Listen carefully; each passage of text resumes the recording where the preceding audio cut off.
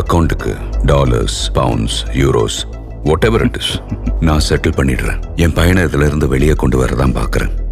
கொஞ்சம் ஹெல்ப் பண்ணுங்க please. Okay okay business man.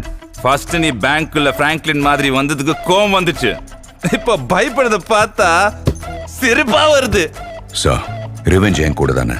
என்ன வேணா பண்ணுங்க, என் பையனை மட்டும் விட்டுருங்க.